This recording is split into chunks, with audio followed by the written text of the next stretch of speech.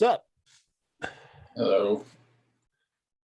So I'm sharing it on our page real quick.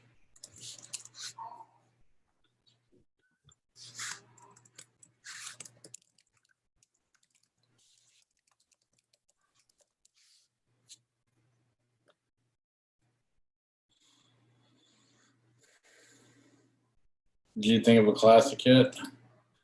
I have been looking and I haven't come up with anything. Because I'm trying to find something related to West Side Story, because we've already done West Side Story, obviously. And so I was trying to think of something maybe related to Robert Wise or Jerome Robbins. And I don't know if I can watch Fiddler on the Roof, man. It's like 3 hours long. I don't know if I don't know if I can do it. I've heard it's amazing, but 3 hours is a lot. So I've been struggling. I looked at that and I looked at maybe Any Given Sunday just as a football movie related to national champion, but at the same time, like, people are gonna go, West Side Story is out. Why aren't you doing a musical? We just did a musical. We can do Moulin Rouge. I love Moulin Rouge. Knock them all out.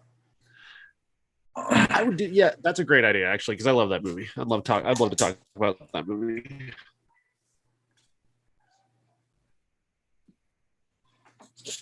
Perfect.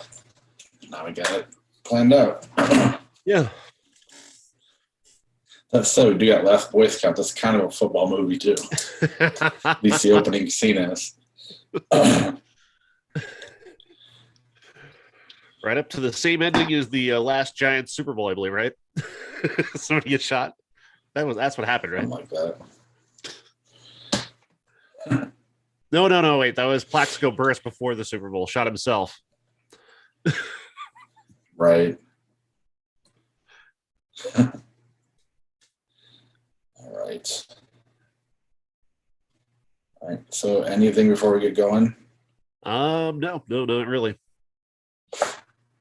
All right. Let me hit the music.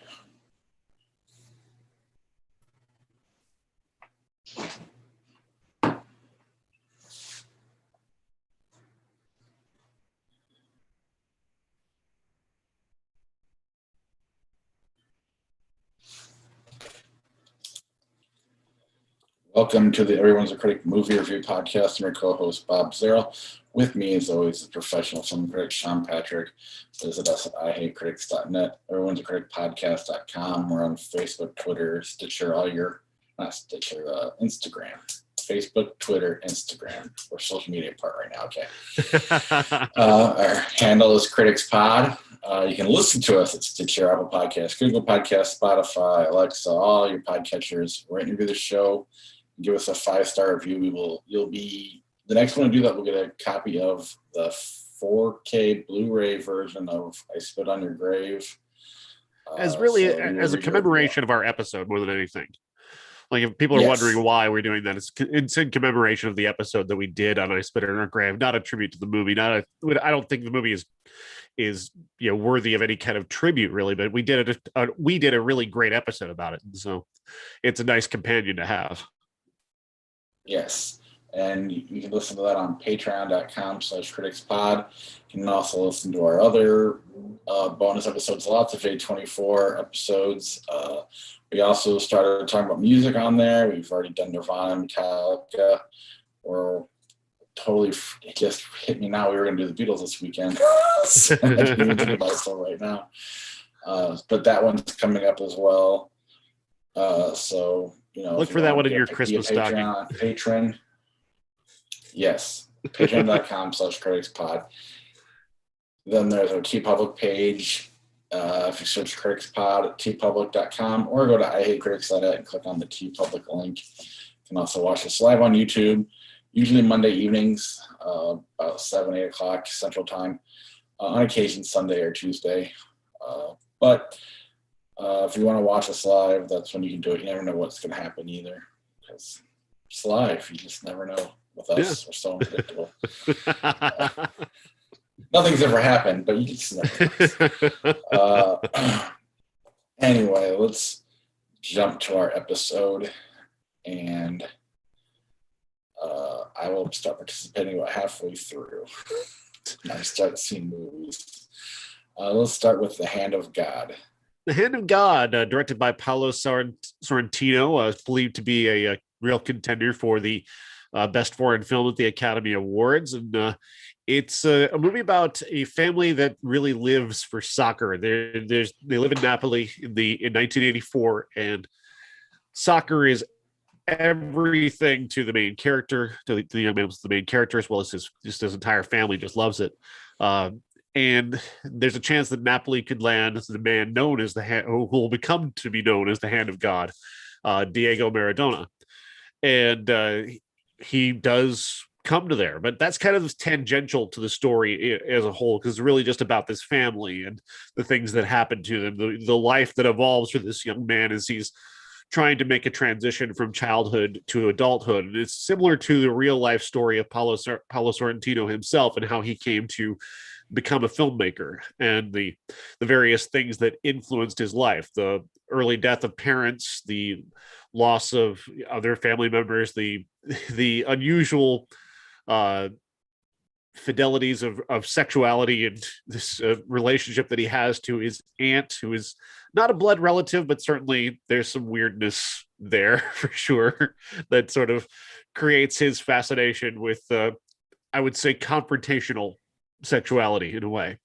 It's a very challenging film. It's also a very slowly paced movie. It unfolds very slowly. It's beautiful. It's rather meandering at times, like kind of pointless. The whole Diego Maradona part, I guess, is intended to be just this was a huge thing in Napoli, and it was hugely influential on his family and where they were when that happened, and it's sort of definitive of the time frame of their life at that time. So I get it why it's there, but I guess when they talk, we were talking about the Hand of God. It's as if the Hand of God, as in terms of God the Father, is reaching down into their lives and changing it in different ways, seeming to mold the life ahead for this young man. And so that's kind of a double meaning to Maradona's arrival and to God intervening in his life and changing it forever with the the death of family members and so on, and how that affected him. I think it's a very good movie. I don't love it. Yeah, so it's not a religious movie, and there's faith in it, but it's not faith based. Right, it's not faith based at all. No, it's not. All it's right. There. Religion is there, like in any Italian film, because of just it's Italy. Right.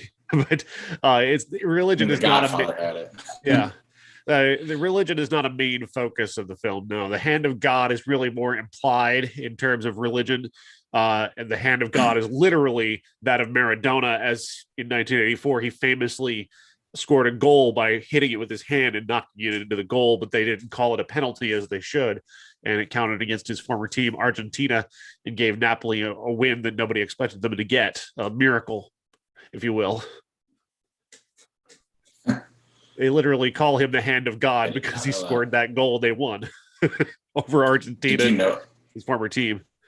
Did you know that part of the movie? I think so. I think I saw an ESPN documentary on it. Fair enough. Soccer is the biggest thing in the rest of the world, Bob, in case you didn't know. It's a big thing for hipsters here too. My wife was a big soccer fan. Yeah. She played, on like junior World Cup teams and stuff like that. But yeah, that's cool. Anything else on the Hand of God? It's on Netflix. Yeah, he can watch it. So. I don't discourage anyone from watching it, but I wasn't transfixed by it. You think it'll win? Probably. It's got that kind of middle of the road quality that more people tend to move towards than away from, like something like we'll talk about next, which it's it's certainly not going to bring people together.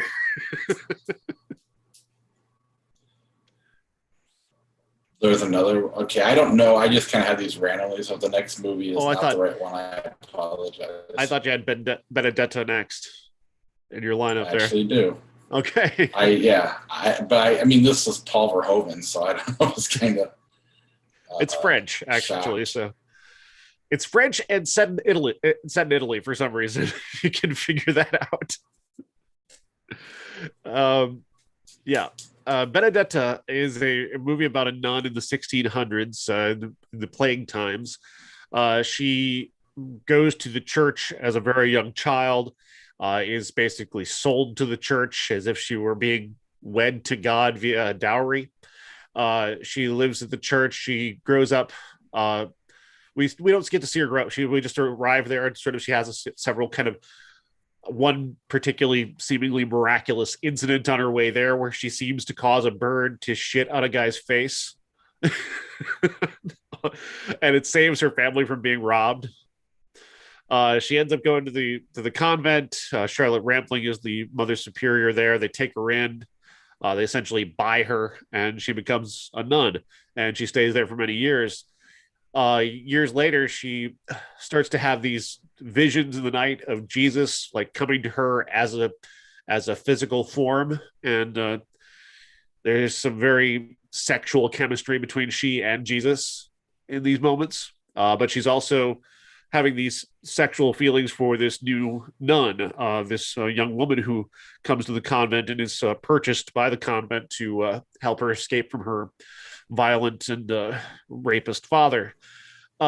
They begin a sort of a relationship that develops into sex, while also Benedetta is predicting things. She starts to have the stigmata where cuts appear on her hands and feet and her head, but there seems to be evidence that maybe she did this herself, like she may have cut her own hands and cut her own feet and cut her own head. And so there's a lot of doubt there, but that's kind of the point, is creating doubt, but also, is it real? Is it not? And then her explanation that I did this, but God had me do it. He put me into a fugue state and caused me to do it.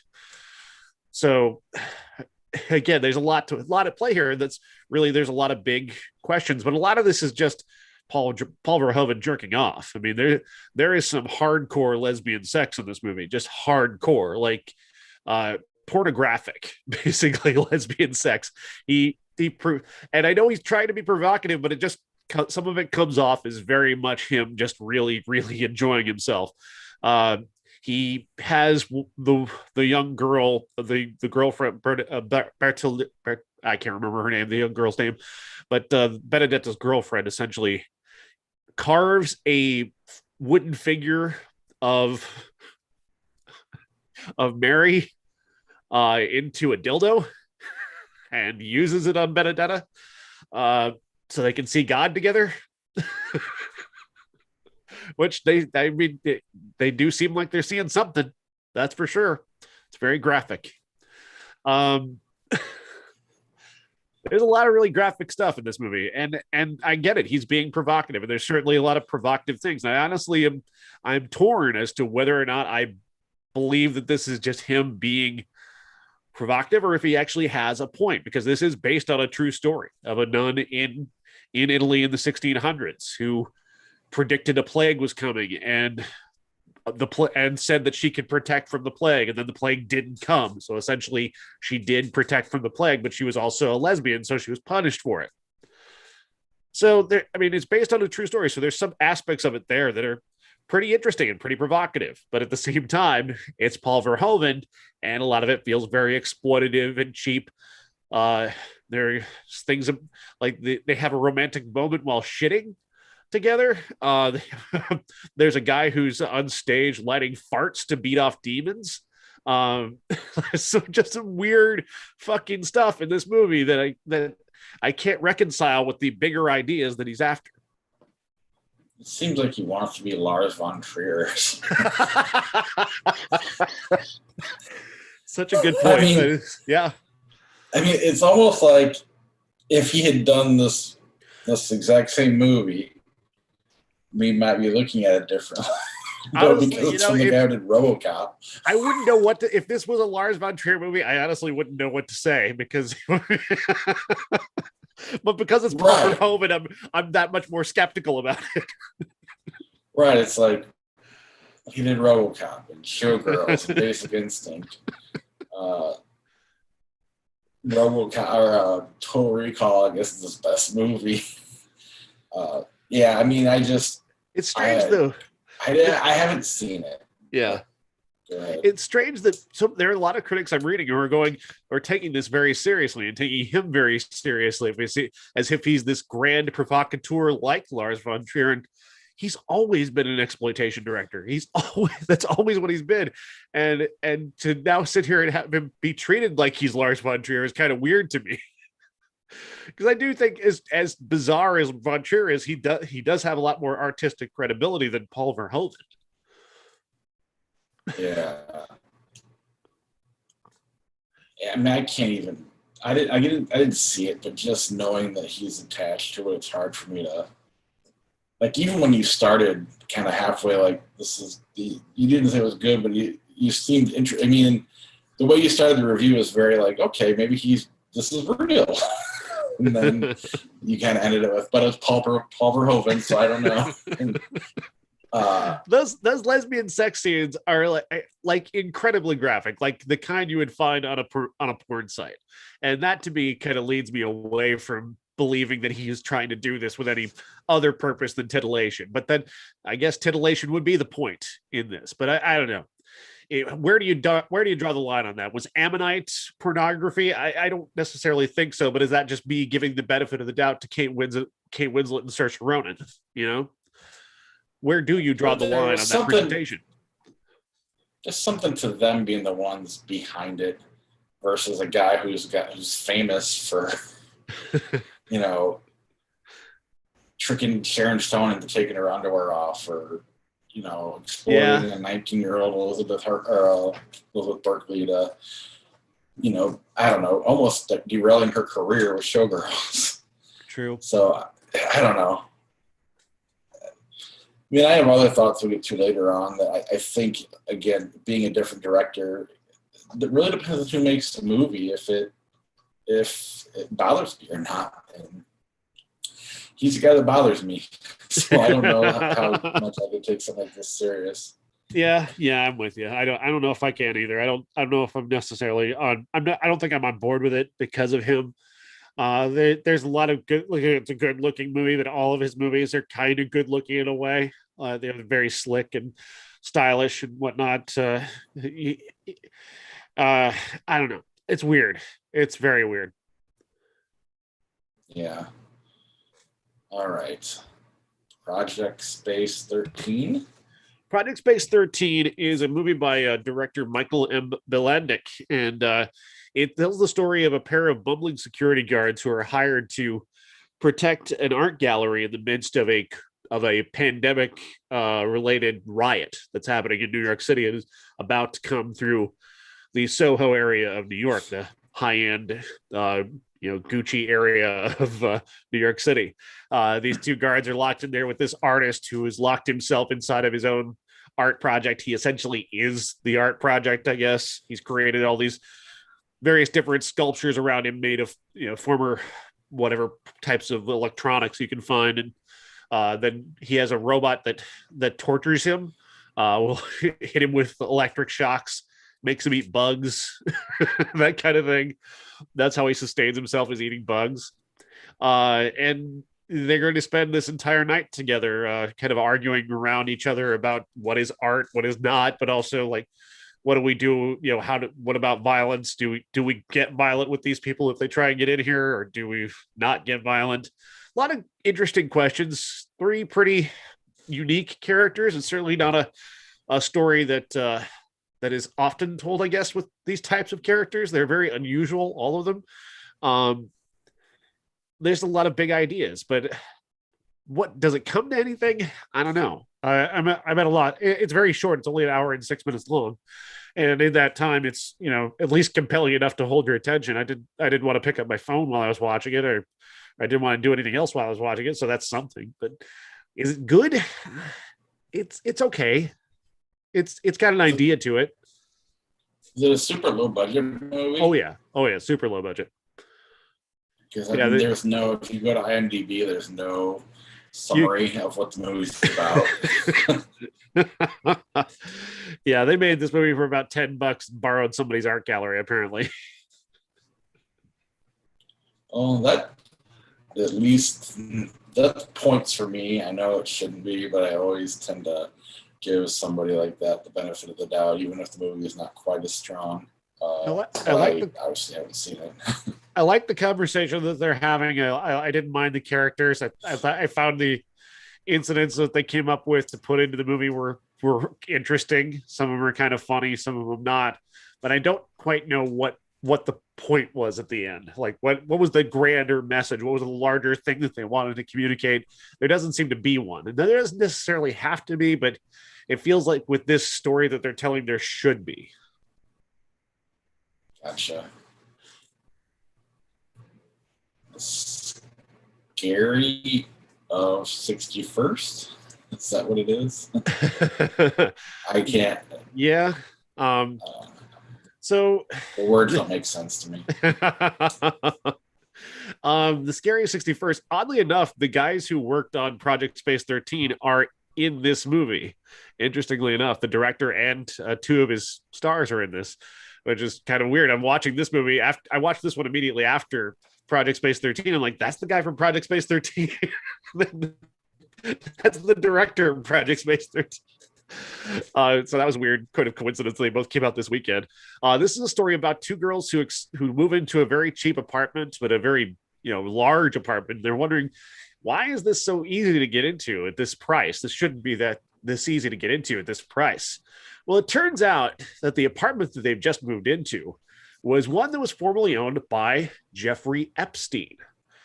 Jeffrey Epstein had apparently kept teenage girls in this apartment for many years and did God knows what to them. And the story sort of kicks off. These two women are living there. This woman comes to visit them.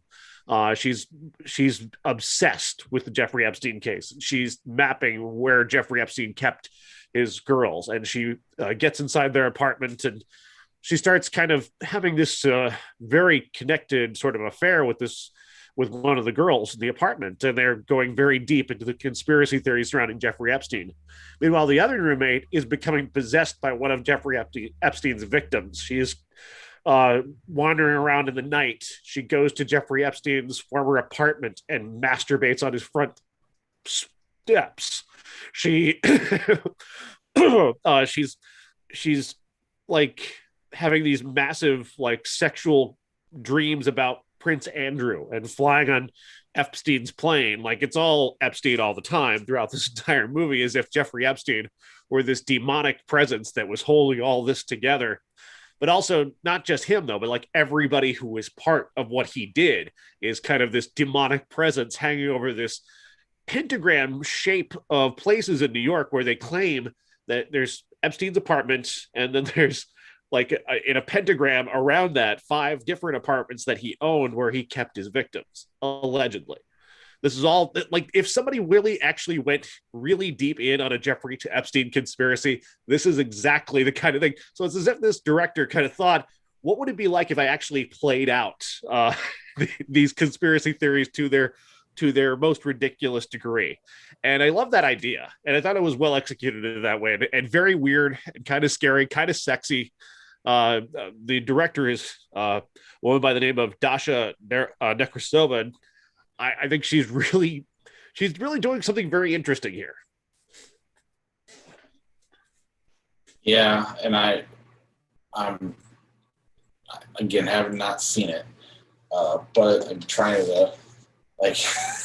I mean, I guess they have made conspiracy theory movies before, famously JFK. Yeah, but this is like going on right now, the trial and all that. I know. There's even a woman who looks like Ghislaine Maxwell. It's in the movie. Jesus. They only see her, but they see her, and it's very ominous that they see her, and they've become really paranoid that they're being followed. And that plays in. It's a whole thing.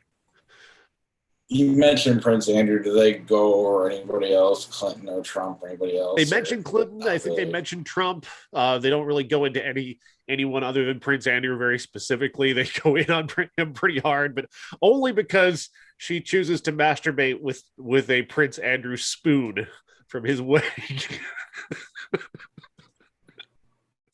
I mean, I'm like super uncomfortable even just thinking about this movie. Maybe that's the point. That's the point. Yes, be uncomfortable. And I was about to make a joke right when you said Jeffrey Epstein's apartment. I'm like, I'm not going to say it now. I was going to say Paul Verhoeven's apartment, and then it got very real very quick. Oh yeah. Yeah, it gets weird too because the girl possessing the roommate is a very, very young girl. by apparently her admission as she talks about it. So that just adds a whole layer of discomfort that is actually quite it's all very subversive, which I kind of dig. Now, neither you or I can really answer this question, but I'm going to ask it anyway. If you were a victim of this movie, would it bother you? Would it? I mean, we're white males that are middle aged, so it's almost impossible to answer. But that's kind of the question I wonder. Is it insensitive or exploitative of people who are actually victims of Jeffrey Epstein? And that's a really reasonable question to ask of this. Yeah. But at the same time, it's also playing out, just how it's also pointing out just how evil he is and the conspiracy around him is. So which is kind of the whole point. So it's on the side of it seems to be on the right side of that, but I don't know. I can't answer it, I guess. I guess you could fairly consider it exploitative for sure. I think you could make that argument. Yeah, I mean, I don't know that I'd want to see a Bill Cosby movie. That's, I mean, and again, it depends on how you did it, I suppose. Yeah. I don't know. Definitely made me uncomfortable very, very quick. Where is it available right now? It is in limited release in New York and Los Angeles. It'll be streaming in the next week and a half. Okay. You gonna check it out? I don't know. Yeah, I don't know. We'll see. I mean, as soon as it's not on the best of list, so I don't know. Maybe I'll have time to catch up on everything I missed in 2021. Let's move on to Death of a Telemarketer. The Death of a Telemarketer stars Lamorne Morris as the best telemarketer selling cable TV packages in his particular building. He's on his way to this $3,000 grand prize for being the top salesman, and he decides to get a little ahead of himself and goes out and buys his ex-girlfriend a wedding ring because he wants to ask her to marry him and get back together. So he borrows money from a loan shark who's kind of threatening him via text message that if you don't pay me back, I'm going to kill you, that kind of stuff. But he's confident. He thinks he's going to win for sure. Then something happens to where one of his coworkers starts outselling him and he gets into a lot of trouble. So he decides to stay late at work to try and get one more sale to try and beat his coworker. And he ends up trying, since all the call sheets are pretty much burnt out, he grabs a call sheet out of the do not call list, which leads him to calling this guy named Asa, played by Jackie Earle Haley. And Jackie Earle Haley was very serious about being on the new do not call list, this character was. So he shows up at the telemarketing office along with his son, played by Haley Joel Osment, and they hold him hostage. They take Lamorne Morris hostage, and they basically, Asa wants him to call people on the do not call list and apologize to them until somebody actually accepts his genuine apology for calling them. And he has 90 minutes to do that, or Asa will kill him. Along the way, he's trying to figure out a way to get out of this and trying to fast talk his way out of it. It's all good enough. It's all very competent, but it's not a comedy and it's not a drama. There are elements of comedy. There are elements of drama. There's elements where it's like super bro humor early on, like guys talking about, guys just insulting each other's masculinity, and then they're calling him from a strip club. Lots of bro stuff there, and then there's also Haley Joel Osment's character is really incompetent and stupid and loud. But then you have these like other moments where like Jackie Earle Haley is delivering a very straightforward, dramatic performance as a dramatic actor would, and Lamorne Morris is in this kind of valley between Eddie Murphy and Michael B. Jordan, like just kind of going back and forth between Right. the comedy and the seriousness of it. And it all ends up in sort of this uncanny valley between good and bad, between it's competent and it's not terrible, but it's not a good movie. Yeah, what was you had like a tagline when I read your review? The uncanny valley like of mediocrity. Yes. That's, I love that. Whatever happened to Jackie Earle Haley? I mean, I know he had that comeback there briefly, then he played Freddy Krueger, and then I haven't seen him since then. Yeah, who knows? He seemed like a year. Yeah, he seemed like a go-to character actor there for a while, and I don't know what's going on. Yeah. All right, let's move on to Adrian. Adrian, the saddest documentary of 2021, at least for me. Adrian is about the director Adrienne Shelly, the director of Waitress.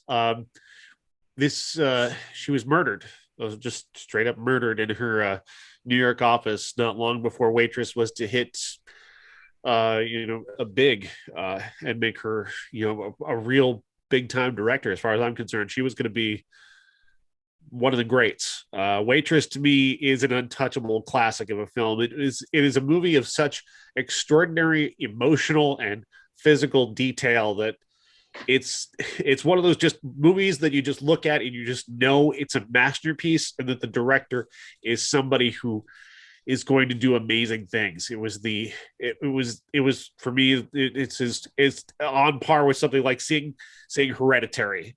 Honestly, totally different movies, but at the same time, when I saw Hereditary, I knew Ari Aster was going to go on and create something even greater beyond that. And I know that Adrienne Shelly was going to go on and create something even greater beyond Waitress, because that much attention to detail in both character and in just presentation, people forget just how great looking Waitress is, on top of being just so emotionally superior to so many other movies. And that's just it's a sign of an auteur, just a director as author, just somebody who just has it. And this documentary is all about, it's basically like a true crime documentary and a biography, taking you through her life, but also taking you through her death. Her husband directed this movie, and he takes us to meet the man who killed her. We go into the jail, and he sits down across from him, and they talk. And it's very uncomfortable, and also very, very fascinating. Just fascinating. Andy Ostroy is a pretty brave guy, and he's gone to a lot of very, very good and interesting places here. It's very cathartic. It's incredibly emotional. It's very detailed. It's a perfect tribute to her. I think it's amazing. Yeah, I have no idea if the documentary is any good or if it is trying to say anything other than it's just really, really sad. I mean, it is one of the saddest documentaries I've ever seen. He definitely, I mean, he just is, he's pretty much naked making this movie. I mean, he's wearing everything on his sleeve, every emotion. He's mourning right in front of the camera, trying to deal with what's going on. It's as honest as it gets. Yeah. That scene where he meets the killer is like, I don't know what I wanted out of that. It was just, I want it to be over, Yeah. When it happened, I got really nervous. I didn't want him to go in there. I wanted him to back out. I didn't really want to see this confrontation. It is such a real, honest documentary that I couldn't even tell you what he was trying to accomplish, because I was so wrapped up in the emotion of it that the story didn't matter or the purpose. It was just such a, I don't think a movie's ever pulled me in that much to the point where I didn't really care if it was good or not. And from all, it sounds like it's fantastic. If I'm making any sense, I was so wrapped up in the emotion of it that the movie itself was just there. It was the emotion that really won me over. And I don't know, it was something I just wanted to get out of. But you're right about because as the movie gets going, it gets sadder and sadder.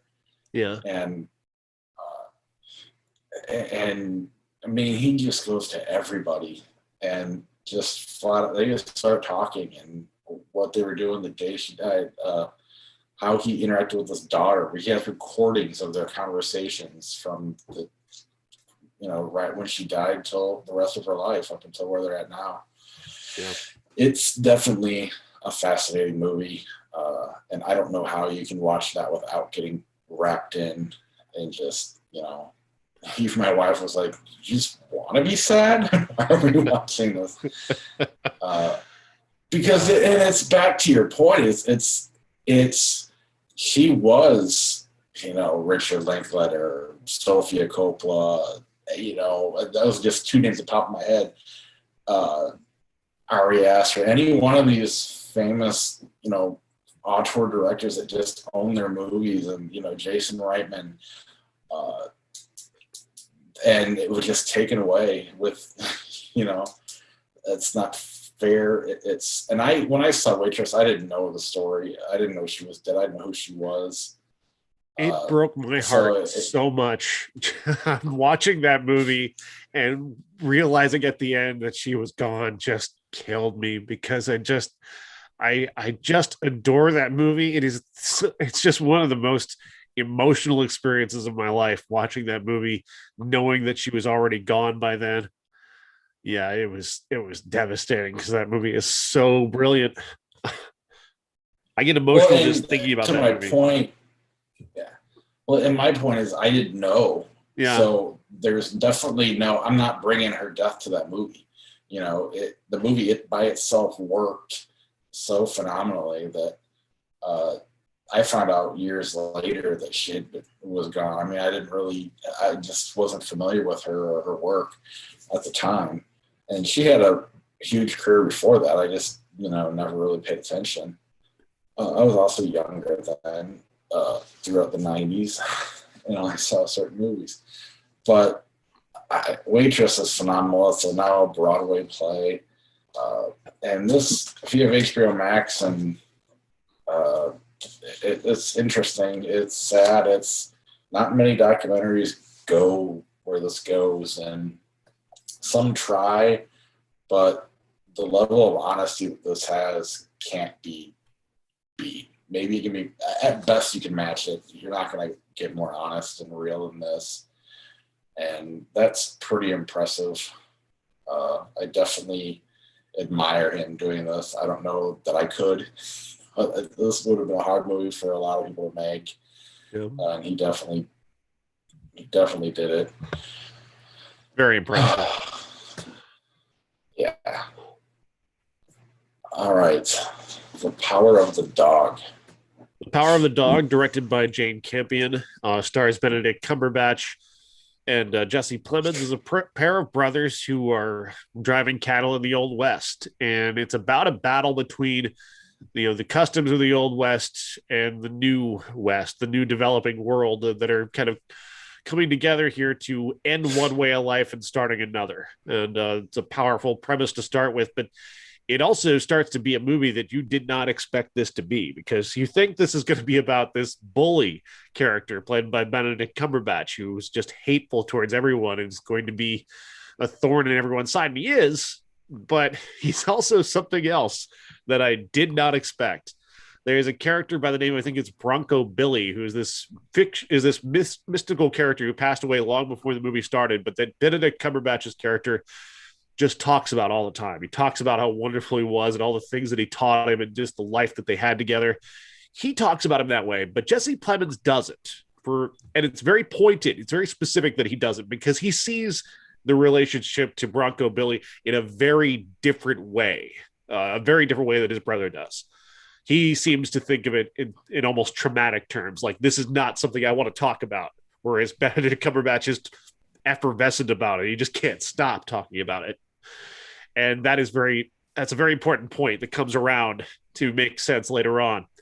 Kirsten Dunst plays a woman who Jesse Plemons meets and falls in love with and marries. He brings her back to their house, and she's part of this sort of new influence in the home that again Benedict Cumberbatch's character is very much opposed to. She also has a son who really doesn't fit in to the Old West in any way. Cody Smith McPhee is this very he's just not a typically masculine guy, and his lack of masculinity stands out against all these very performatively masculine men around him, and it makes him a target. But then he and Phil, Benedict Cumberbatch's character, develop sort of a friendship that there are a lot of different undertones to, and that plays back to the Bronco character. That is very fascinating, and the way that goes is just nothing that you can expect. I was blown away by this, and of course, I love the title, "The Power of the Dog." I went deeply religious in my review and going through that and the religious, what that means and who stands for what, and I love the depth of that. And Jane Campion is great at creating depth in that way. This is an incredibly compelling movie. This is the best performances, I think, of Benedict Cumberbatch's career, as far as I'm concerned. I think he's made a lot of bad movies. I know a lot of people don't like to say that. I think he's made a lot of bad movies. This is a really great movie. Yeah, it took me a while because I've kind of defined Benedict Cumberbatch, and that's what he is when I watch a movie. And this role is not in that definition of what I've put on Benedict Cumberbatch. So it took me a good half an hour to break my opinion and stubbornness that I had towards him as an actor. But Jane Campion did. And I honestly wasn't all that familiar with her work. I'd never seen the classic before that we're going to talk about later.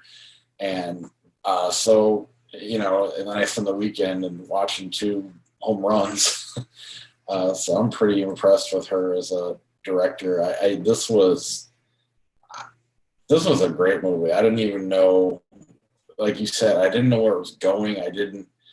I'm just kind of watching it. And then next thing you know, you're wrapped up in the movie. It's a 2-hour movie, so it's not like it's short, but it didn't feel like it. You get wrapped up and you just kind of wonder where it's going to go. You got 3 recognizable faces in Kirsten Dunst, Jesse Plemons, and Benedict Cumberbatch, and it completely surprises you. And then I even had to, after it ended, I had to go back. I wanted to rewatch the last 10 minutes to make sure I understood, because it was just so good. And so I kind of watched the ending twice.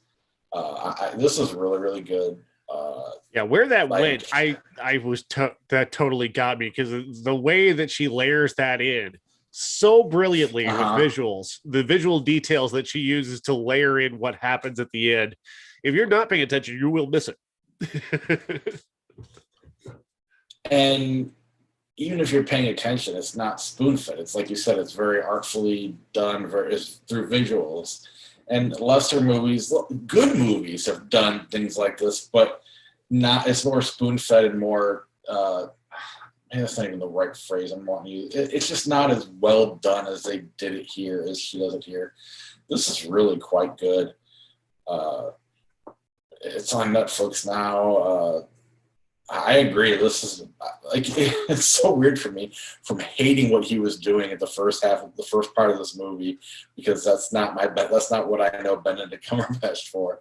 To by the end, being in love with the character, just I'm amazed by the performance and blown away. It was quite the experience for me. I can't recommend this movie enough.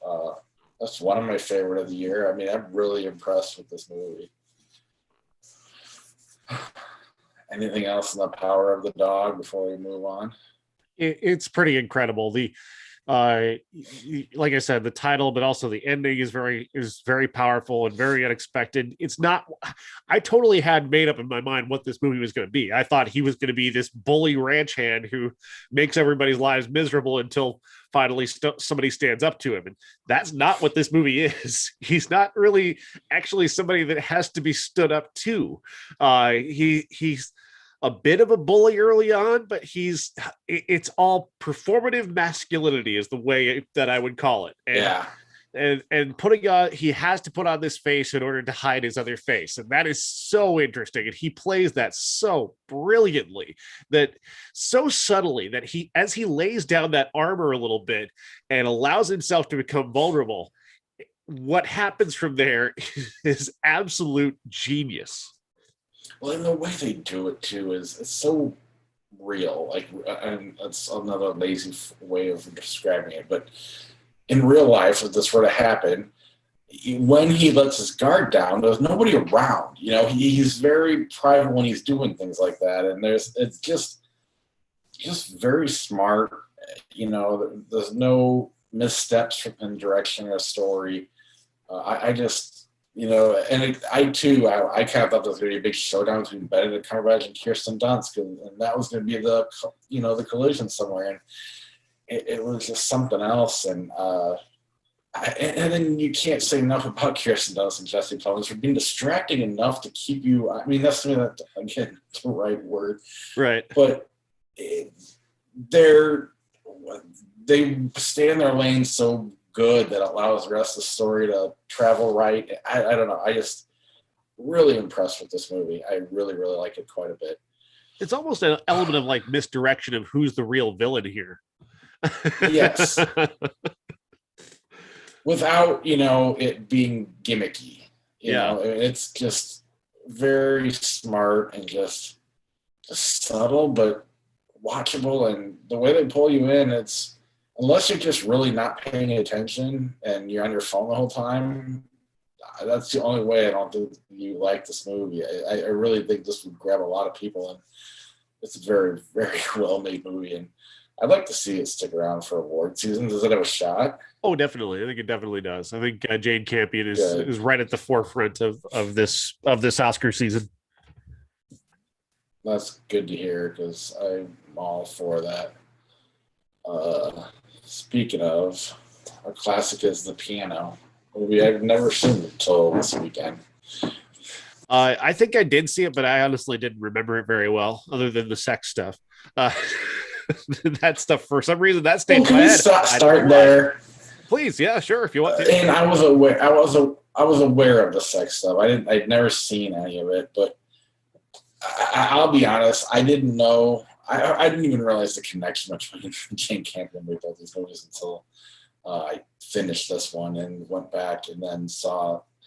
So I didn't know the connection. I also hadn't seen The Power of the Dog yet after watching this.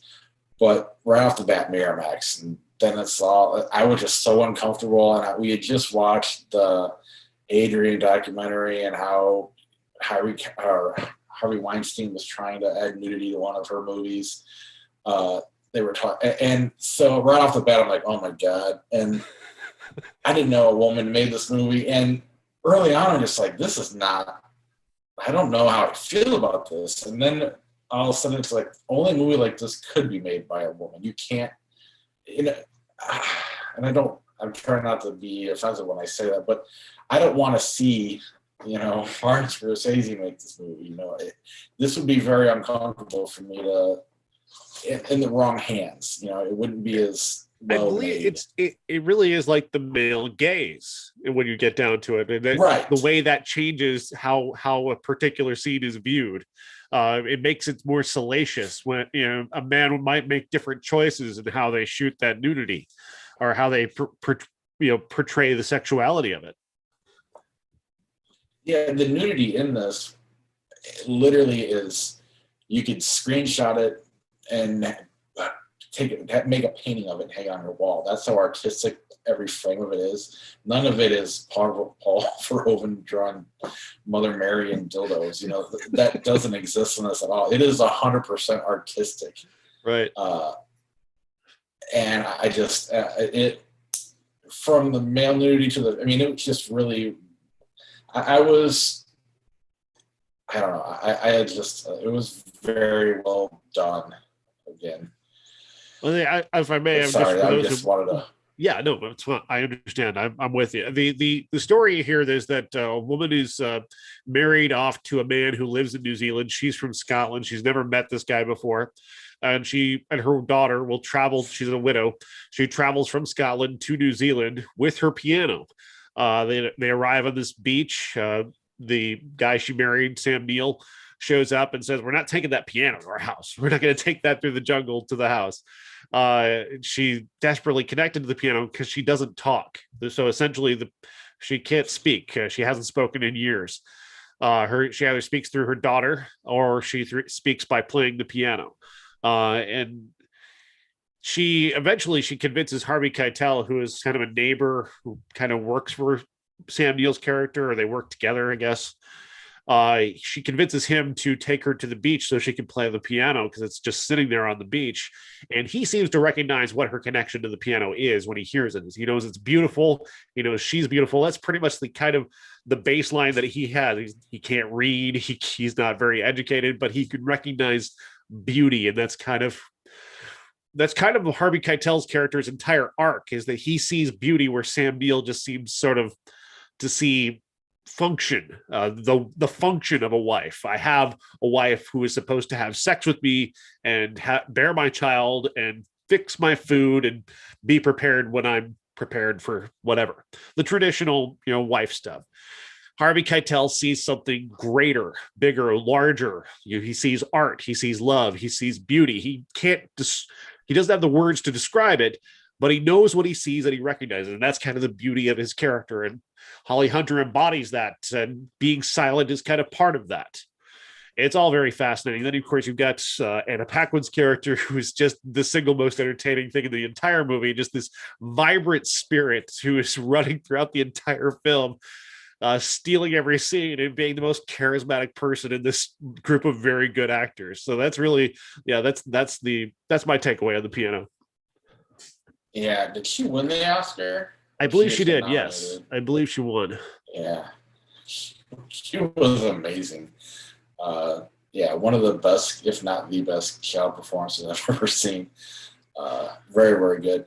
And yeah, I don't know. The whole Harvey Keitel arc just made me very and I'm struggling today, so forgive me, audience.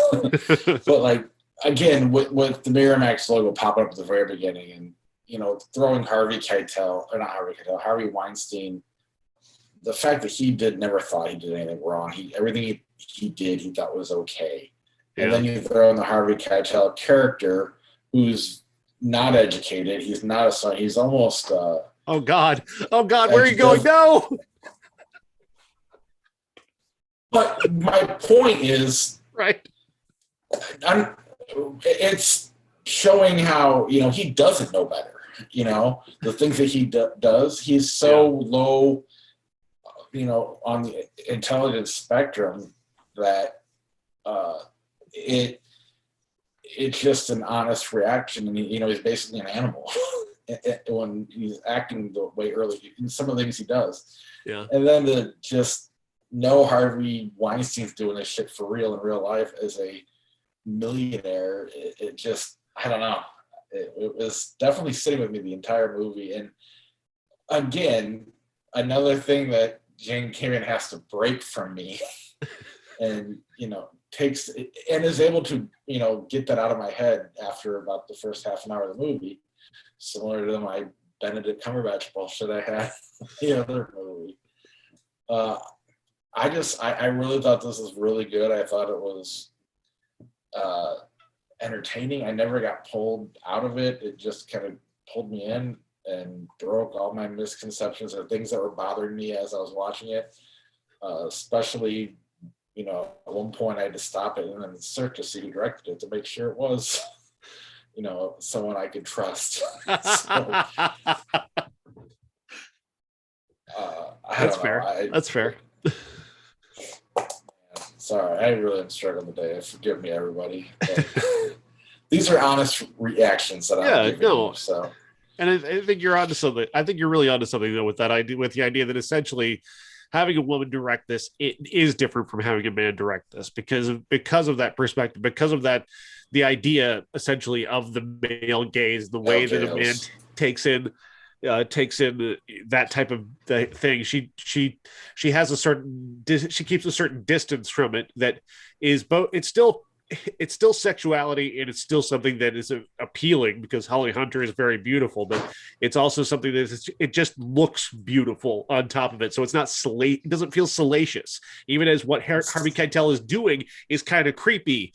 But it's also just sort of on his part. It's very instinctual what he's doing. He's acting on his sort of animalistic instinct, and she is tapping into a side of herself that she didn't really have before. I'm sure maybe she had it with her husband who died. We don't know. We don't know much about him or anything about him or anything really about her idea of what sex is, but she knows that she finds what this is to be appealing and attractive, and it gets to her on emotional and physical levels. And the way she reveals that without talking is spectacular. It's never not artfully done, and that's what I love about it. And then where it goes and what happens to her is I loved how it ended. I loved it's heartbreaking yet satisfying as well. I don't know. I just was really this was way better. I was expecting homework, and it was far from that.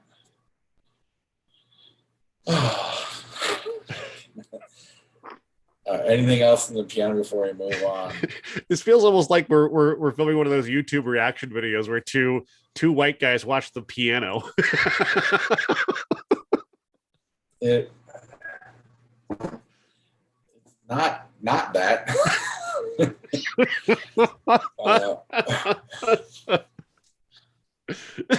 I mean, if you don't remember ever seeing it, and I had never seen it, I mean, it definitely is. I don't know. It was a very good week for me, having, seeing Adrian Power the Dog in the piano. It was just one thing after another, just high bar, ideas and movies and art. And you didn't have to see Benedetta. So that would have been that would have been hard, throwing that into this week, especially with as conflicted as I am on things and it's got, where my head's gone. And then you throw in the Jeffrey Epstein thing. I'm glad I only watched these two movies. Yeah, when you look back on it, I had a pretty strange week. A lot of, yeah, really very strange. I didn't watch any of the 91 movies. We had A Play in the Field of Love and Star Trek VI, The Undiscovered Country. Yeah, no. So, I refuse to sit through another Star Trek movie. I'm done. I'm done Star Trek. Next week we got Encounter, National Champions, West Side Story, The Unforgivable on Netflix. It was a Sandra Bullock movie. And I don't know if you have access to this, but The Humans, I know it's an A24 movie on Showtime. I'm going to be watching that tomorrow. Our classic is Moulin Rouge, and in 1991, Hook and the Last Boy Scout turned 30, or I guess they were born in 1991. They turned 30 this year. 91 sucked. It really is so bad. Like, we've had nothing to watch for 91 movies. It's been awful. I mean, no discoveries. It was so early on. The biggest discovery is like Teenage Mutant Ninja Turtles. Like, it's bad. That was part two. Part two. Yeah, I mean, Delicatessen I finally got to watch that, but I don't know. Maybe you had seen it already. I don't know, but yeah, it's not getting any better than JFK's the week after that. Oh God, fuck JFK. Yeah. So anyway, let's jump over to our flick chart and do that till either something funny happens or my recorder dies, whatever comes first. All right, where are you at? Jumanji, Welcome to the Jungle, or The Score? The Jumanji. Yeah, Rock and Kevin Hart beat De Niro and Brando. Yeah, as usual.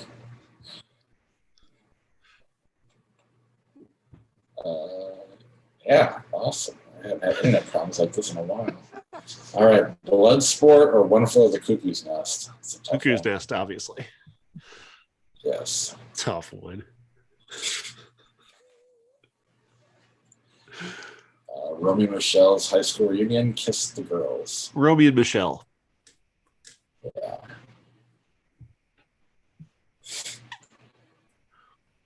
The Silence of the Lambs, The Apartment. Ooh, wow. So different, but so brilliant. Wow. Oh, fuck. It's The Apartment for me. I love that movie. I watch it anytime I can. I love Silence of the Lambs. I think it's great, and I'll watch it too. But like, if you give me a choice, I'm gonna pick The Apartment. That's hard. They are so different. They're so different, but they're equally brilliant. And the only reason I have to take Silence of the Lambs just because of the history I have with it, as opposed to I don't have as much of a part of The Apartment. It's amazing.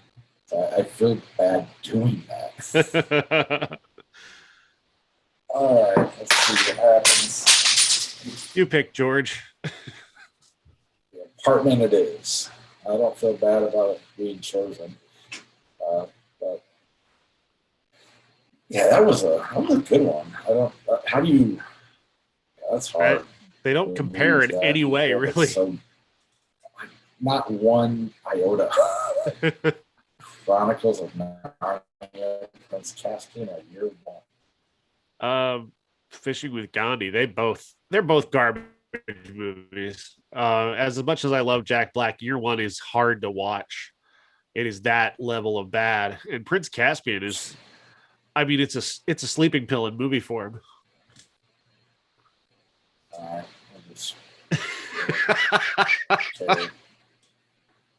The Virgin Suicides, Shallow Hal. Virgin Suicides, but I love Shallow Hal. I think that one's actually very funny. Yeah, who's for underrated? Frequency Shooter. Frequency. Even with that fucking weirdo in it. Friday the 13th, Final Destination 2. Friday the 13th. Just because it's more, it's a classic, I guess. Final Destination 2 is Final Destination 2. People at least remember Friday the 13th. Yeah. Star Wars, The Lake House. I can't think of The Lake House without thinking of the How Did This Get Made episode where I think it was Jason Mantzoukas suggested that Keanu Reeves should stick his dick in that post office box to see what happens. Ever since that, I'm like, I can't even look at that movie without just laughing. It's Star Wars.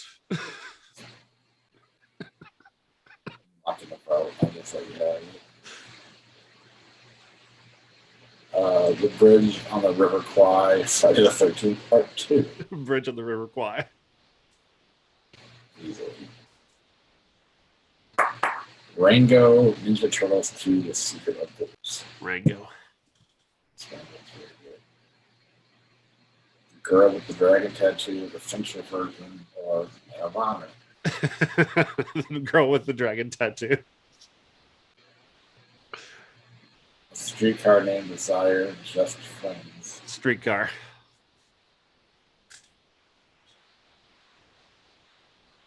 Yeah. The Third Man, A Walk to Remember. The Third Man. Yes. The Incredibles, Copland. Oh, by the way, in that Beatles documentary, there's Yes. there's a moment in there where they they're noodling around and they just start playing the theme from The Third Man. It is so cool. Oh, wow. I haven't watched it yet because we have Hulu through with Disney Plus and all, but I can't get to play on my TV. I don't get to play on my phone. So I need to possibly chance that. Just I tried bundling everything. If I had them separate, it worked. But when I bundle it, for whatever reason, I'm having trouble. So I haven't watched it yet. I did watch the Get Back little clip where Yeah. Paul's just kind of playing random bullshit. And next thing you know, they're playing Get Back, or they wrote it. I thought that was pretty amazing. Yeah, it is. Incredibles. Yeah, as much as I want to. I don't love Incredibles, but it's better than Copland.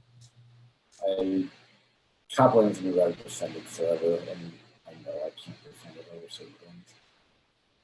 Captain Fantastic, Liar Liar. Captain Fantastic is a movie that is so far up its own ass that I would pick Liar Liar over it. I did not like that one. Kung Fu Hustle, Identity. I don't understand what people like about Kung Fu Hustle. I'm sorry. I know I should, but I don't get it. There you go. Howard the Duck and Jingle All the Way. Howard the Duck. Just because it's got duck boobs. Just because some weirdo was making a kid's movie and thought, you know what this duck needs? Boobs. You fucking weirdo. Congratulations. You've stayed in my mind for over 35 years. Paul Verhoeven had already been involved in Howard the Duck. Ronnie Harlan and those guys. The Jackal, Old School. Old school, but only the version I remember in my head 20 years ago. Yeah, not how it actually is. It is weird though, going back to it when we didn't like it. Yeah. But it hasn't. I can still go back to that time and remember having fun watching it. I don't. For some reason that still sticks with me. But anyway, European Vacation, Minority Report. Minority Report by a lot. I've never seen it, so Expendables, My Girl. My Girl. Just love when he dies, right? The bees. His glasses. He needs his glasses. That'd be great if he did Expendables, one of them dies. Like Jason Statham's glasses. Gun. He needs his gun. Where's his gun? He's crying. He can't control himself, and he just wants to give Stallone his gun. He's buried with his gun, man. Maybe even the new one. So I think Stallone filmed for like one day. Then he went on to some QAnon thing. Did you hear about that? No, what? Stallone went on some yacht or something like that. And he had a Q on his. Oh, shit. Yeah. But the name of where he was on was called the Quantum of Solace. That was the name of the yacht he was on. So that's why underneath the Q it says that. But people went nuts. And he had to get on Instagram and zoom in on the shirt. Goes, no, nothing to do with QAnon. You guys go. Just on a boat called Quantum of Solace. That's funny. Oh, that's good. But you know, of course, that's just the ship where he's hiding JFK Jr. Probably. Yeah, I'm not going to say anything about Jeffrey Epstein. That's what we're already on a list somewhere if we're talking about Jeffrey Epstein. It's fine. A League of Their Own, Maze Runner. A League of Their Own. The Abyss, Notorious. Notorious. Catwoman, Hateful Eight. Hateful Eight. You know, I Hateful Eight is like it's so much better of an experience of watching a movie than even just that movie. I love Hateful Eight just for the way we saw it. Yeah, but I've gone back to it. I like the movie more and more too. That's the weird part. But it somehow gets better every time you watch it. Is this David Lynch movie a movie? I've never heard of it. Maybe. The Greeners and I. Not seen that one. I mean, I should have seen that one because it's Agnes Varda and she's brilliant, but I have not seen that one. The American President, the opposite of sex. The opposite of sex. I've seen it. I'll go with you though. The Man from Uncle, The Hateful Eight. The Hateful Eight. Serendipity, Hot Shots. Hot Shots. Sorry, Josh. I wish he was here for that. Psycho, Shrek the Third. Psycho. Princess and the Frog, Society. Oh God, Society is that? Oh God, that's that. Oh, Princess and the Frog, please. oh yeah, I forgot about that. Oh, that movie was awful. Ugh, I wish I wanted to forget that one. All right, last one. Wonderful of the Cuckoo's Nest or Jaws. Cuckoo's Nest. Didn't make it as fun as I was hoping. Why? Well, unfortunately, I agree with you. Well, they're both classic movies. Yeah, they are. It wasn't that hard for me though when I looked at it because I think Cuckoo's Nest is an unparalleled masterpiece. Jaws is just a really good popcorn movie. Yeah, one of the best popcorn movies. But yes, I agree. Cuckoo's Nest is one of the best of all time. All right, that's our show. We will see you next week. Bye, everybody.